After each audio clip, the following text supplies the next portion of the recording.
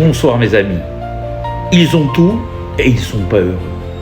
Réussite, belle famille, travail qui leur plaît, vacances, et ils ne sont pas heureux. Je suis sûr que vous avez dû en rencontrer quelques-uns dans la vie. Visage toujours sombre. Et vous savez pourquoi ? Parce que leur bonheur ne dépend pas d'eux, mais des autres. C'est ce que la Torah veut nous expliquer. Et ce sera lorsque vous écouterez. Le mot Vehaya dans la Torah est toujours associé à la joie. Vehaya in shamua tishmeru, par exemple.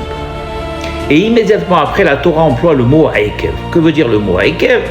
Ça veut dire en réalité de suite. Mais en même temps, Aekev veut dire talon.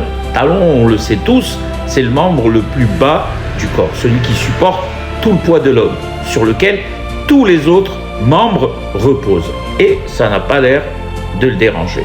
Il a un rôle important, il soutient le corps. Le roi Salomon nous dit encore une fois dans Aekev Anava Yirat Hashem. C'est-à-dire que le préalable à la crainte de Dieu est l'humilité. Donc, Ve'aya Aekev. Ce que la Torah veut nous dire, c'est que la véritable joie, et si tu es véritablement joyeux, apprends à être Aekev. Apprends à être un talon. De ne pas avoir toujours le désir d'être au-dessus. Pourquoi d'ailleurs sommes-nous si facilement blessés dans la vie ? Eh bien parce que quelqu'un ne nous salue pas comme nous l'espérions. On ne nous donne pas la place que nous pensions mériter. Quelqu'un d'autre reçoit les honneurs qu'on pense devoir recevoir nous. Et soudain, toute notre joie disparaît. Et certains, je vous dirais même, sont paralysés.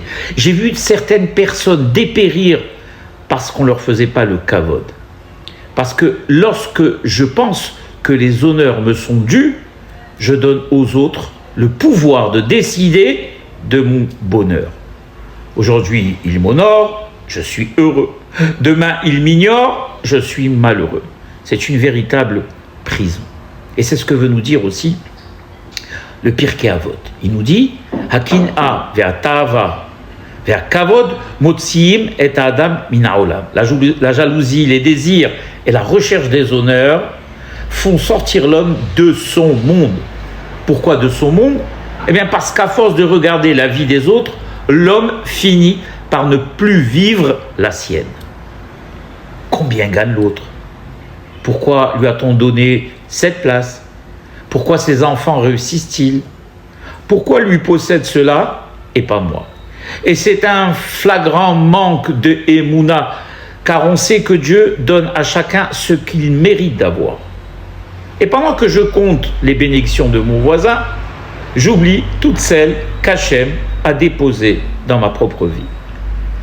Et tout de suite après, il y a un passouk dans la Torah qui va justement prendre toute sa valeur. Ve'esir Hachem imecha kol holi. Et Hachem éloignera de toi toute maladie.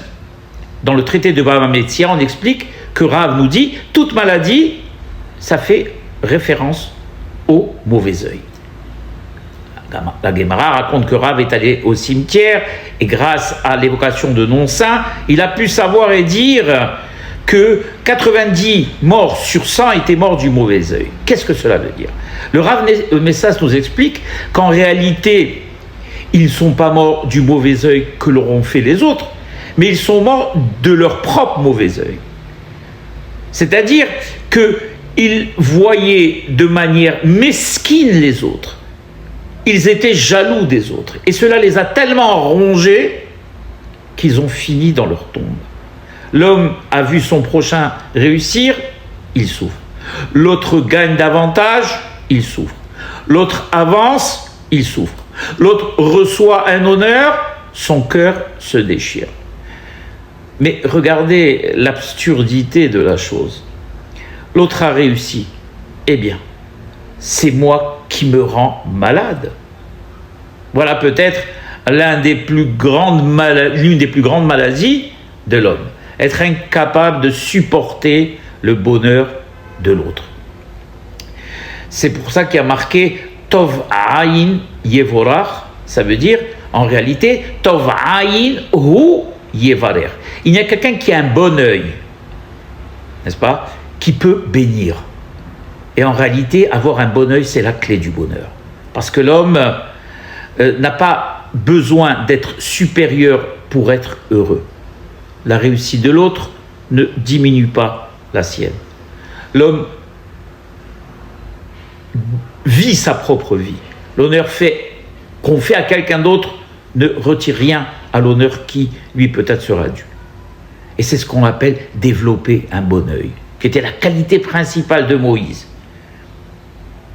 Il peut alors regarder Hachem et dire merci. Alors peut-être que tout Ekev tient dans ces deux mots. Vehaya Ekev, tu veux la simha, tu veux connaître la simha, tu veux le secret de la véritable simha, pas la simha artificielle. Fais-toi Ekev, fais-toi tout petit, diminue ton ego et tu agrandiras ta joie. On raconte qu'une fois, un homme était venu voir un hassid et il lui avait dit « Je suis triste et complètement anéanti parce que on me marche dessus à la synagogue. »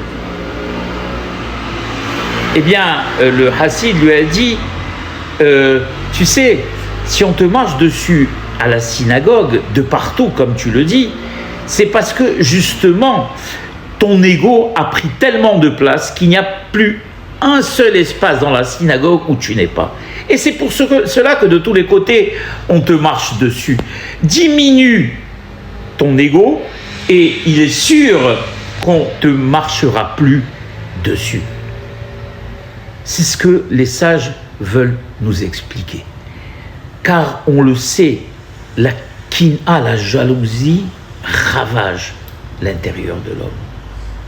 Et quelqu'un d'heureux, c'est quelqu'un qui se contente de ce qu'il a. Parce qu'au fond, quelqu'un d'heureux, c'est pas celui qui possède plus que les autres. L'homme heureux, c'est celui qui n'a pas besoin d'avoir plus que les autres pour l'être.